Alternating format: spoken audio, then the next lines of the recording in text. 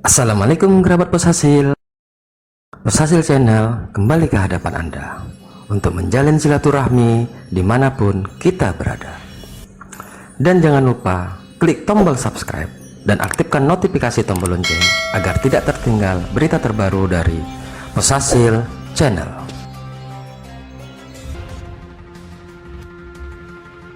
Negeri Perlak merupakan penghasil kayu perlak, dan para pedagang pun menyebut negeri Perlak sebagai Bandar Perlak. Dalam kitab Negara Kertagama menyebut negeri ini dengan nama Parlak. Sementara Marco Polo yang berkunjung ke negeri itu pada tahun 1292 mencatatnya dengan nama negeri Perlek. Sebelum berdirinya Kesultanan Perlak, di wilayah Perlak telah berdiri sebuah kerajaan bercorak Hindu-Buddha yang sangat sederhana dengan nama Kerajaan Perlak. Raja yang berkuasa di kerajaan itu bergelar Meurah, yang berarti Maharaja. Berdasarkan naskah Idhar al-Haq sekitar abad ke-8, sebuah kapal layar berlabuh ke Bandar Perlak.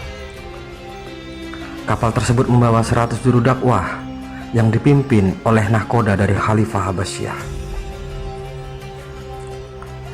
Salah seorang juru dakwah yang bernama Ali ibnu Muhammad Ja'far Shiddiq yang memiliki mazhab Syiah menikah dengan putri istana Perlak.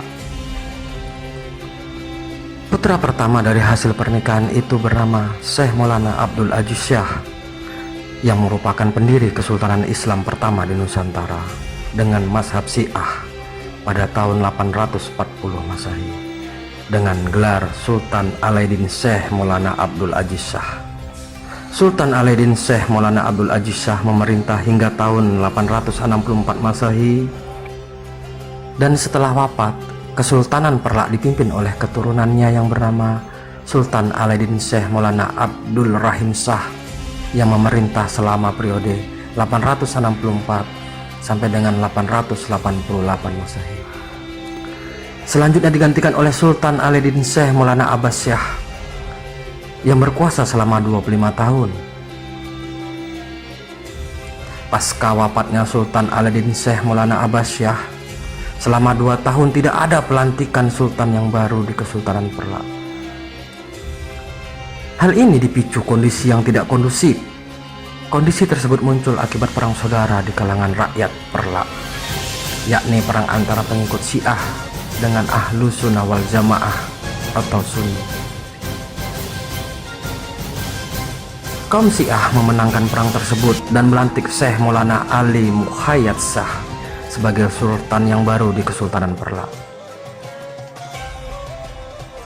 Dan beliau hanya memerintah dalam waktu yang relatif singkat. Pemerintahannya hanya bertahan 3 tahun. Pada tahun 918 Masehi, di akhir masa pemerintahan Sultan Ali Muhayyad, konflik antara Syiah dan Sunni kembali muncul di permukaan. Dalam konflik kedua itu, kaum Sunni memperoleh kemenangan hingga sultan yang akan berkuasa selanjutnya berasal dari kaum Sunni. Sultan pertama Perlak yang berasal dari golongan Sunni bernama Sultan Mahdum Alaeddin Malik Abdul Qadir Shah Johan Berdaulat yang memerintah pada tahun 928 sampai dengan 932 Masehi. Setelah wafat sultan yang pertama diganti oleh Sultan Mahdum Alaeddin Malik Muhammad Amin Shah Johan Berdaulat. Ia memerintah dalam waktu yang cukup lama, dari tahun 932 sampai dengan 956 Masehi. Selanjutnya digantikan oleh Sultan Mahdum Alaeddin Abdul Malik Shah Johan Berdaulat yang memerintah dari tahun 956 Masehi sampai dengan 963 Masehi. Pada akhir masa pemerintahan Sultan Abdul Malik Shah, terjadi konflik ketiga yang melibatkan golongan Syiah dan Sunni. Konflik tersebut berlangsung selama 4 tahun dan diakhiri dengan persetujuan damai yang membagi wilayah Kesultanan Perlak menjadi dua, yaitu Perlak bagian pesisir yang dikuasai oleh golongan Syiah yang dipimpin oleh Sultan Alaiddin Syekh Maulana Shah yang berkuasa pada tahun 976 sampai dengan 988 Masehi.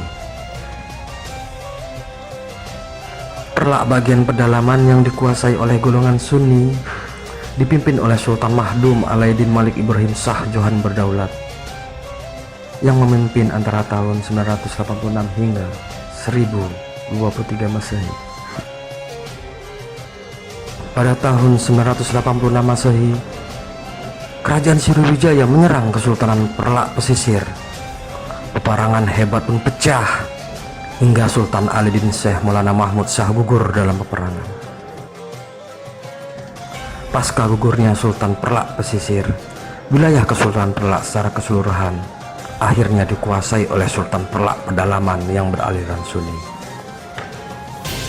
Kehadiran pasukan Sriwijaya di wilayah Perlak segera direspon oleh Sultan Mahdum Alaiddin Malik Ibrahim Shah Johan Berdaulat dengan mengobarkan semangat rakyat Perlak untuk melawan Sriwijaya. Pertempuran besar pun terjadi selama bertahun-tahun. Perang antara kedua kerajaan itu baru berakhir pada tahun 1006 Masehi, ketika Sriwijaya memutuskan mundur dari pertempuran untuk bersiap menghadapi serangan Raja Dharma Wangsa dari Kerajaan Medang di Jawa. Dengan berakhirnya perang antara Kesultanan Perlak dan Kerajaan Sriwijaya, wilayah Perlak secara keseluruhan dipimpin oleh keturunan Sultan Mahdum Alaiddin Malik Ibrahim Shah Johan Berdaulat.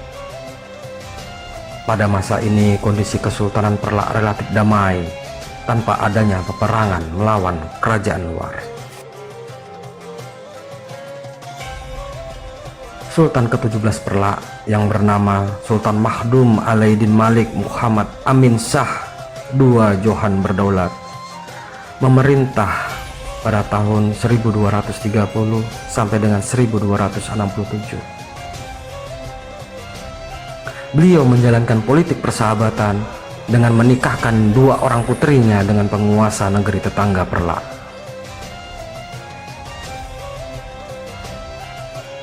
Yang pertama, Putri Ratna Kamala dikawinkan dengan Raja Kerajaan Malaka, Sultan Muhammad Shah.